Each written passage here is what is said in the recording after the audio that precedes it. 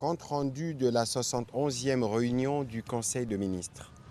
Le président de la République, chef de l'État, Félix Antoine Tshisekedi Tshilombo, a présidé ce vendredi 19 décembre 2025 à la Cité de l'Union africaine, la 71e réunion du Conseil de ministres. 5 points étaient inscrits à l'ordre du jour, à savoir 1. Communication du président de la République, chef de l'État. 2. Points d'information. 3.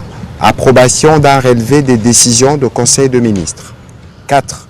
Examen et adoption de dossiers. 5. Enfin, examen et adoption de textes. La communication du président de la République a porté sur 3 points principaux, à savoir 1. De la nécessité de mettre en place une fiscalité particulière applicable aux banques commerciales en République démocratique du Congo. Le président de la République a été saisi du constat selon lequel les banques commerciales sont régulièrement confrontées à des mesures coercitives de recouvrement fiscal, notamment les saisies et les avis à tiers détenteurs, qui dans certains cas entraînent la paralysie, voire l'asphyxie de leurs activités et par ricochet celle de leurs clients. De telles situations, a-t-il rappelé, sont des natures à fragiliser les systèmes bancaires, à perturber la continuité des services financiers et par voie de conséquence à affecter l'ensemble de l'économie nationale. Réaffirmant que le respect des obligations fiscales demeure un principe intangible auquel nul ne saurait se soustraire, le président de la République a précisé qu'il n'est pas ici question de remettre en cause les droits légitimes de l'État en matière de mobilisation des recettes publiques. Néanmoins, il apparaît nécessaire d'explorer des mécanismes alternatifs et adaptés permettant d'assurer un recouvrement efficace des créances fiscales sans compromettre la stabilité et les fonctionnements normaux des établissements bancaires. Dans cette perspective, il a instruit le ministre des Finances, en étroite collaboration avec le gouverneur de la Banque centrale et les régies financières, tant au niveau national qu'au niveau provincial, de concevoir, d'harmoniser et de soumettre une fiscalité particulière, adaptée et différenciée, applicable aux banques commerciales tenant pleinement compte du caractère stratégique, systémique et structurant du secteur bancaire pour la stabilité financière, le financement de l'économie nationale et la confiance des agents économiques. Cette fiscalité, a-t-il martelé, devra être équilibrée, prévisible et compatible avec les impératifs de continuité des activités bancaires en privilégiant des mécanismes de recouvrement appropriés, non paralysants et conformes aux bonnes pratiques, tout en garantissant la préservation intégrale des intérêts financiers de l'État, les respects stricts de la législation fiscale en vigueur et les renforcements durables des recettes publiques. Parallèlement, il a exhorté les banques commerciales à faire preuve d'un sens accru des responsabilités et à se conformer strictement à la législation fiscale et réglementaire du pays dans un esprit de transparence, de civisme fiscal et des partenariats constructifs avec le pouvoir public. Le gouvernement est donc appelé à veiller à la mise en œuvre diligente de ces orientations afin de concilier efficacement la stabilité du système bancaire, la mobilisation optimale des recettes publiques et la dynamique de développement économique de notre pays. Le deuxième point de la communication du président de la République a porté sur l'évaluation de la mise en œuvre des réformes du climat des affaires. Le président de la République a pris connaissance des conclusions de la première réunion de la commission technique des suivis des ministères réformateurs tenue le 1er décembre 2025. Cette évaluation relève certaines avancées par rapport aux services antérieurs, traduisant une dynamique d'amélioration au sein de quelques départements ministériels. Toutefois, au regard de l'état global de mise en œuvre de réformes relatives au climat des affaires, les résultats enregistrés demeurent largement en deçà des objectifs fixés et des attentes légitimes de la nation. Cette contre-performance que le président de la République a jugée inacceptable compromet l'élan d'amélioration qu'il a engagé et retarde l'instauration d'un environnement favorable à l'investissement, à la croissance et à la création d'emplois. Il est dès lors impératif d'accélérer l'exécution de réformes et d'en assurer une mise en œuvre rigoureuse, coordonnée et orientée vers les résultats. Les pesanteurs administratives identifiées doivent être levées sans délai. Par conséquent, le président de la République a instruit l'ensemble des ministères réformateurs et contributeurs concernés à redoubler d'efforts afin d'atteindre des niveaux de performance conformes aux objectifs qui leur ont été assignés. Il a relevé par ailleurs la persistance de contraintes financières majeures entravant l'amélioration du climat des affaires, notamment en ce qui concerne le fonctionnement du guichet unique des créations d'entreprises, confronté à un déficit structurel compromettant son efficacité, ainsi que la poursuite et la finalisation du plan stratégique du climat des affaires. À cet effet, le président de la République a chargé la Première ministre, sous la supervision de laquelle ces dossiers devront être suivis avec le concours de son cabinet, de veiller à ce que les ministres d'État, ministres du Plan et de la coordination de l'aide au développement, en collaboration avec le vice-premier ministre, ministre du Budget, les ministres d'État, ministres de la Justice et garde-sceaux, ainsi que le ministre des Finances, apportent sans tarder des solutions concrètes et durables au dossier du guichet unique de création d'entreprises, du plan stratégique du climat des affaires, ainsi qu'à l'ensemble des contraintes financières affectant les ministères réformateurs, telles qu'identifiées dans la matrice des points d'attention issus du rapport d'évaluation. Il a rappelé que notre ambition demeure claire: instaurer un climat des affaires compétitif, prévisible et incitatif, condition indispensable à l'attraction des investissements directs étrangers, à la transformation structurelle de notre économie et au développement durable de la République démocratique du Congo. Le troisième point de la communication du président de la République a porté sur l'organisation de la première édition du Congrès international sur le climat des affaires en République démocratique du Congo. Le président de la République a été saisi par l'Organisation pour l'harmonisation en Afrique du droit des affaires OHADA en vue de la tenue de la première édition du Congrès international sur le climat des affaires en Afrique, prévu au troisième trimestre de l'année 2026 à Kinshasa sous le thème « Repenser le climat des affaires pour un investissement durable et responsable ». Parmi les résultats majeurs attendus des travaux de ces congrès figurent notamment la mise en place d'un observatoire du climat des affaires en Afrique, ainsi que la création d'un fonds d'amélioration du climat des affaires en Afrique destiné à accompagner durablement les réformes et à renforcer l'attractivité des économies africaines. Cet événement d'envergure continentale constitue une initiative structurante pour l'amélioration du climat des affaires en Afrique. Il s'inscrit pleinement dans la dynamique de transformation économique, de sécurité juridique et d'intégration normative que promeut l'OHADA. Pour la République démocratique du Congo, a-t-il indiqué, l'accueil de ces congrès représente à la fois un honneur et une marque de confiance, traduisant l'engagement croissant de notre pays en faveur de réformes destinées à instaurer un environnement des affaires attractif, sécurisé et compétitif.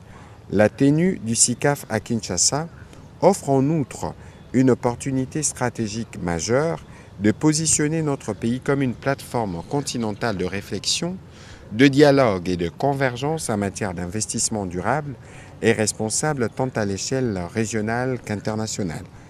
À cet effet, le président de la République a informé le gouvernement de sa décision de mettre en place un comité institutionnel ad hoc sous la supervision de son cabinet chargé d'assurer la préparation, la coordination et la réussite de cet événement. Il a invité par conséquent l'ensemble du gouvernement à s'y impliquer pleinement tant sur les plans techniques, organisationnels que financiers afin de garantir le succès de cette initiative d'envergure stratégique. Par ailleurs, il a instruit le ministre de la Justice et garde des Sceaux ainsi que celui des Finances de veiller dans les meilleurs délais et sous la supervision de la Première ministre à la régularisation complète de la situation de la République démocratique du Congo vis-à-vis de l'OHADA, afin d'assurer la parfaite conformité de notre pays à ses engagements et de lui permettre d'accueillir ces congrès dans des conditions optimales. Dans la suite de la communication du président de la République, la première ministre chef du gouvernement a orienté son intervention avant tout sur la cohésion gouvernementale et l'engagement pour une République démocratique du Congo prospère. Alors que l'année s'achève, elle a tenu à s'adresser, au nom du gouvernement et en son nom propre, ses vœux de paix, de santé et de succès à son Excellence Monsieur le Président de la République chef de l'État, pour qui l'année 2025 aura été riche en défis et en initiatives. De même, ses vœux le meilleur ont été formulés à tous les membres du gouvernement, qu'elle a encouragé au passage à poursuivre avec ardeur et sens du patriotisme la mise en œuvre de réformes engagées et de projets qui portent notre nation vers un développement durable et inclusif. Sous la vision et les leaderships du président de la République, nous avons ensemble œuvré au renforcement de la stabilité politique et sociale du pays, à la promotion de la bonne gouvernance et à l'amélioration des conditions de vie de nos concitoyens. Les efforts collectifs accomplis durant l'année 2025 témoignent de notre capacité à travailler avec discipline, responsabilité et unité en dépit d'un environnement perturbé par la crise sécuritaire dans l'est de notre pays. Cependant, il reste encore beaucoup à faire afin d'assurer entièrement le bien-être de la population congolaise, a déclaré la Première ministre. Elle a aussi saisi cette occasion pour rappeler que notre réussite dépend de notre cohésion et de notre engagement commun, tout en souhaitant que les leçons de l'année 2025 nous inspirent dans l'accomplissement de nos missions, afin d'anticiper les défis et à construire un Congo plus prospère, plus fort, plus uni. Une évaluation de l'action gouvernementale sera effectuée en début janvier 2006 et couvrira la période allant d'août à décembre 2025. Dans un second volet, la Première ministre a évoqué le dossier relatif à la paie des agents et fonctionnaires de l'État. À ces sujets, elle a soutenu que dans le cadre de la protection du pouvoir d'achat de nos compatriotes, le gouvernement poursuit ses efforts dans les processus de rationalisation des circuits de transactions financières liés à la paie des agents et fonctionnaires de l'État. Toutefois, il y a lieu de constater que des difficultés d'accès au salaire persistent dans certains territoires du pays, d'où la nécessité de prendre définitivement des mesures afin d'y pallier. C'est le cas de la situation vue dans la province du Sud-Ubangi, spécifiquement en territoire de Boudjala, ou encore celle dans les territoires de Bagata dans le Kwilu, où elle a invité les ministres concernés à s'activer pour s'assurer que les compatriotes de ces parties du pays reçoivent leur dû. Des instructions ont été données au vice-premier ministre, ministre du Budget, à celui des Finances, de régulariser rapidement la situation afin que les enseignants puissent percevoir leurs droits et que les écoles continuent de recevoir les frais de fonctionnement perdus.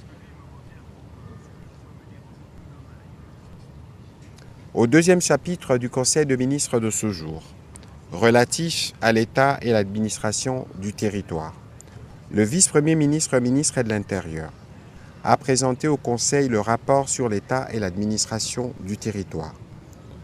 Au cours de la semaine qui s'achève, l'état d'esprit de la population a été marqué par les scepticismes de l'opinion et des États-Unis d'Amérique sur l'annonce par l'armée rwandaise du retrait de la ville d'Uvira. Au plan politique, il a été observé des tensions entre les institutions provinciales autour de l'adoption des lédits budgétaires dans des provinces telles que le Congo central, le Haut-Lomami et le Sud-Ubangi. Pour ce faire, des consultations avec les forces politiques ont été préconisées afin de garantir le respect strict des instructions du président de la République relatives à la stabilité des institutions provinciales. Les membres du gouvernement ont été informés des conclusions de la réunion d'évaluation de la situation humanitaire dans les territoires occupés tenue le 18 décembre 2025 avec les représentants de la MONUSCO, des délégués de OCHA, HCR, PNUD et du BCNUDH. Le point a été également fait sur les opérations de contrôle d'armes légères et des petits calibres à Kinshasa, Elle vise à identifier les stocks d'armes détenus par nos forces afin de sécuriser les différentes autorités, à faire la traçabilité systématique de celles-ci, à vérifier leur conformité aux documents de détention ainsi qu'à empêcher tout transfert illégal d'armes vers les acteurs non autorisés aux fins de réduire sensiblement le taux de criminalité et des violences à la base des armes à feu à Kinshasa. En vue de lutter contre le banditisme et la criminalité en cette période de festivités de fin d'année, il s'est tenu comme annoncé la réunion du comité provincial de sécurité élargie aux bourgmestres des communes, chefs des quartiers ainsi qu'aux autres membres des comités locaux de sécurité.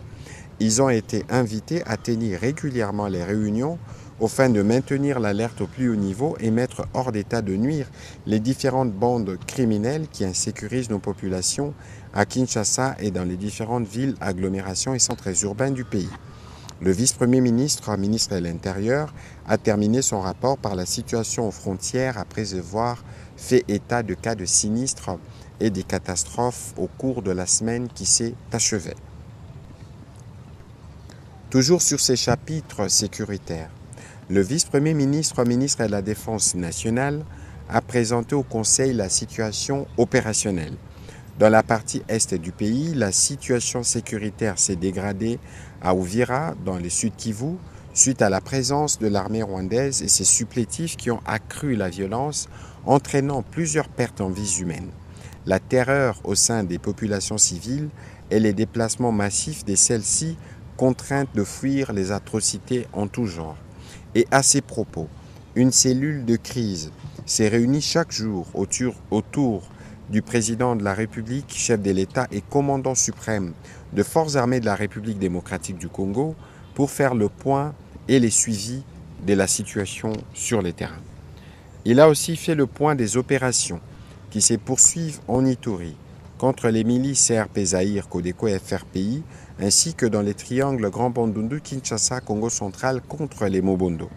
Le vice-premier ministre, ministre de la Défense nationale, a rassuré de la détermination de forces armées de la République démocratique du Congo à défendre la patrie, à rétablir l'autorité de l'État et à assurer la sécurité de nos populations. Évolution de la situation récente sur les marchés d'échange ainsi que de biens et services. Le gouverneur de la Banque centrale du Congo, intervenant comme invité au Conseil, a passé en revue les développements de la situation de la conjoncture économique en République démocratique du Congo. En effet, la situation économique du pays est demeurée globalement stable avec les principaux indicateurs qui sont au vert, notamment l'inflation annuelle qui a oscillé autour de 2%, les taux du jour est autour de 2136 francs congolais les dollars américains et devrait rester stable. Les réserves de change qui couvrent au moins 3 mois d'importation des biens et des services. Les dépôts bancaires qui repartent à la hausse et qui ont atteint 15,7 milliards de dollars contre 14,5 milliards de dollars 3 mois plus tôt, avec une proportion des dépôts en francs congolais plus importante. Ils représentent 12,4% des dépôts contre 10% il y a 3 mois, témoignant ainsi un retour progressif de la confiance en la monnaie nationale. En rythme hebdomadaire, les cours mondiaux des principaux produits de base intéressant l'économie congolaise se sont plutôt bien comportés. Face aux facteurs de risque sur le plan externe et interne, le gouverneur de la Banque centrale a réitéré ses recommandations allant dans le sens du maintien d'une coordination étroite entre les politiques monétaires et budgétaires afin de préserver la stabilité macroéconomique et le pouvoir d'achat intérieur et du renforcement du suivi de prix intérieurs et de la communication afin d'ancrer les anticipations et soutenir la confiance dans la monnaie nationale. Au sujet de la situation épidémiologique, le ministre de la Santé, Hygiène et Prévoyance sociale a fait le point de la situation épidémiologique dans notre pays. En ce qui concerne le choléra, la tendance à la 49e semaine épidémiologique a été marquée par une baisse continue du nombre de nouveaux cas, passant de 1147 à 1118 cas suspects, dont 5 décès, soit une létalité de 0,5%. 85 nouveaux cas suspects, dont 2 décès, ont été notifiés à Kinshasa au cours de la même période. Pour ce qui est du Mpox, la tendance à la 49e semaine a également été caractérisée par une baisse du nombre de nouveaux cas suspects, passant de 421 à 287 par rapport à la semaine précédente. Globalement, une baisse significative de notifications est observée avec une réduction du nombre de cas positifs. Les actions de riposte se poursuivent pour éradiquer ces épidémies. Note d'information relevant du secteur de l'agriculture. Le ministre d'État, ministre de l'Agriculture et Sécurité alimentaire, a fait le point sur le projet de déploiement du parc agro-industriel de Mbanza-Ngungu, qui est un projet structurant développé dans le cadre d'un partenariat public-privé conformément à la législation congolaise en vigueur. Sur une superficie de 104 000 hectares, ces parcs agro-industriels sera divisé en 3 zones qui seront traversées par la rivière Nkissi. Ces terres seront étudiées, défrichées, cultivées et plantées à raison d'environ 10 000 hectares par an. Le ministre d'État, ministre de l'Agriculture et Sécurité alimentaire, a précisé qu'il s'agit d'un projet initié par les secteurs privés, porté par un consortium d'entreprises nationales et internationales avec l'accompagnement technique de l'Organisation des Nations Unies pour le développement industriel, ONUDI. Le projet vise à renforcer la sécurité alimentaire nationale, développer la transformation locale de produits agricoles, créer massivement des emplois, réduire les importations alimentaires et à soutenir l'industrialisation du secteur agricole. Sa mise en œuvre requiert un investissement total de 974,732 millions de dollars américains, repartis principalement sur les 4 premières années.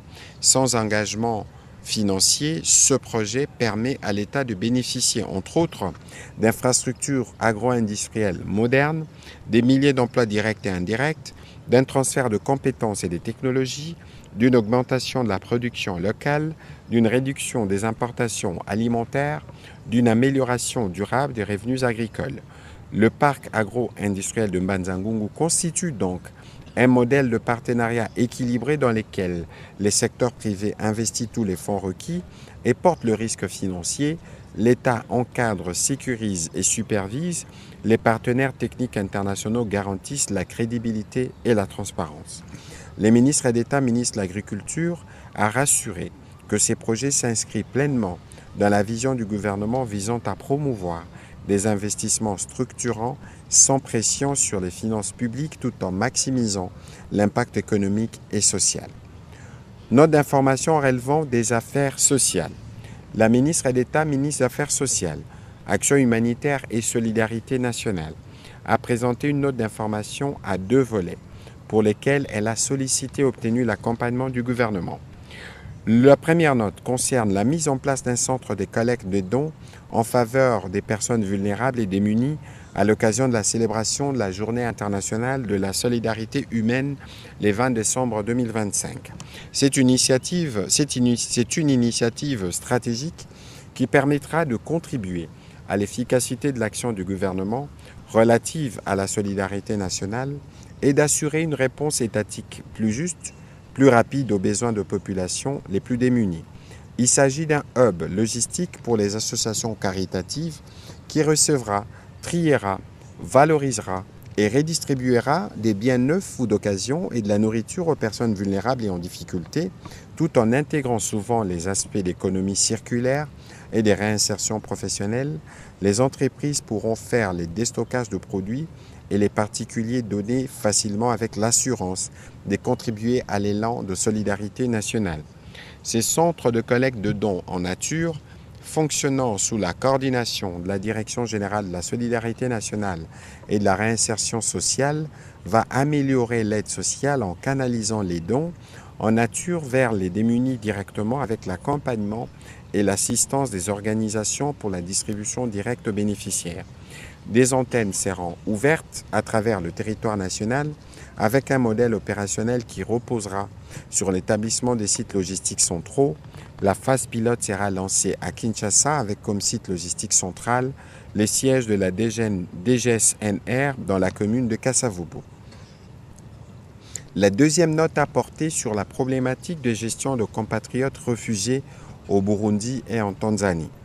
À ces sujets, la ministre d'État, ministre des Affaires sociales, Action humanitaire et solidarité nationale, a présenté les contours de la situation et a rassuré de la collaboration étroite de notre gouvernement au regard du cadre de mécanismes humanitaires reconnus pour apporter un appui complémentaire aux efforts du Burundi et de la Tanzanie en partenariat avec les organismes du système des Nations Unies.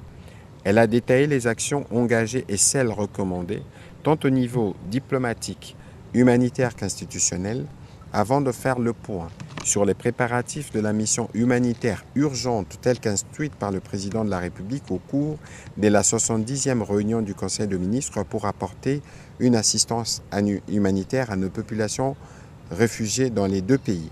Par ailleurs, elle a souligné que la stratégie prévoit également des mesures de contingence pour l'assistance au rapatriement volontaire sur le sol congolais. Il s'agit d'une approche transitoire à promouvoir par son ministère en collaboration avec d'autres ministères sectoriels et les partenaires. Le Conseil a pris acte de cette note d'information tout en décidant de la mise en place d'une commission interministérielle chargée du suivi de questions humanitaires spécifiquement pour les compatriotes déplacés à la suite de l'offensive rwandaise. Note d'information relevant des finances publiques. Le ministre des Finances a présenté au Conseil la note relative au mécanisme de sanctuarisation des ressources attendues par la République démocratique du Congo au titre d'appui budgétaire dans le cadre du programme économique du gouvernement appuyé par la facilité élargie de crédit du Fonds monétaire international. Ces mécanismes s'inscrivent dans le cadre du protocole d'accord conclu le 22 mai 2025 entre notre gouvernement via le ministère des Finances et la Banque centrale du Congo, lesquels constituent un engagement du gouvernement du programme FEC et par conséquent conditionnent les décaissements de ressources affectées à l'appui budgétaire.